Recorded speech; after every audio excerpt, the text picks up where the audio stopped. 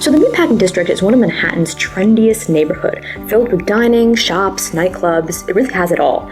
So what was this neighborhood before it was known for all of these things? And where did that name, the Meatpacking District, come from?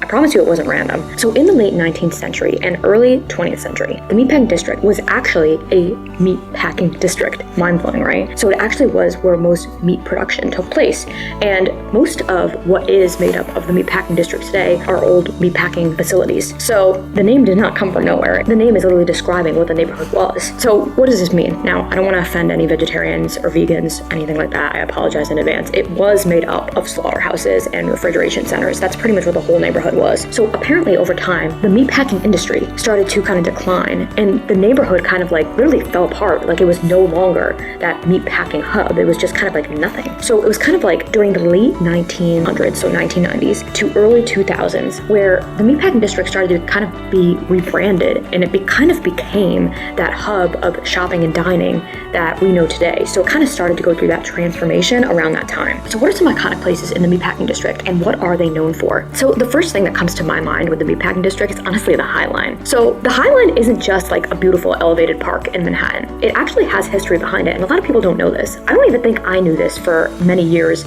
when I was first going on the High Line. So the High Line actually was an abandoned railway station. So back in the day in Manhattan, so subway trains weren't subway trains. There was actually trains running through Manhattan. But the problem is that like any train that is running above ground, it can hit somebody. So as the city started getting more populated, there was a lot of accidents happening in the city. So this train line that is now abandoned was actually elevated, so it avoided that problem of hitting pedestrians. If you go on the High Line today, look down, and not down to the ground level, but look down on the High Line. If you look and pay attention, you'll actually see the tracks. You'll see the actual tracks of where the trains used to run. So it's kind of cool if you think about it.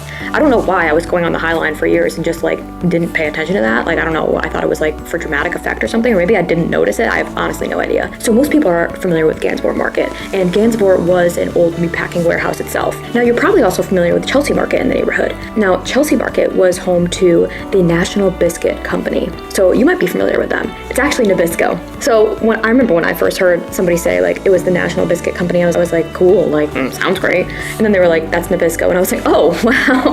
Like I had no idea that that's even what Nabisco stood for, but it makes so much sense now when you think about it. So yes, this was the former home of Nabisco when they first got started. Also, probably the most famous rooftop in the meatpacking is the Standard. So the Standard Hotel. The Standard also was a former meatpacking plant. So that was also one of the locations in the neighborhood. So those are just a few kind of iconic places in the neighborhood and a little bit of history behind them. But if you think about it, I guess this neighborhood is one of those neighborhoods where the name kind of just really shares the history of the neighborhood, like it was a meatpacking district. So that's exactly what the name of the neighborhood is. So I'm also going to be doing the history of other neighborhoods. So look out for some of those videos as well. So if you guys have anything to share about the history of the meatpacking district, I would love to, of course, learn more because I love learning about this stuff. I'm kind of like a little bit of a history nerd. So I would also love to make a follow-up video if there's anything really cool that we're able to discover together. So if you have anything to share, please share it in the comments because as always, I love hearing from you guys.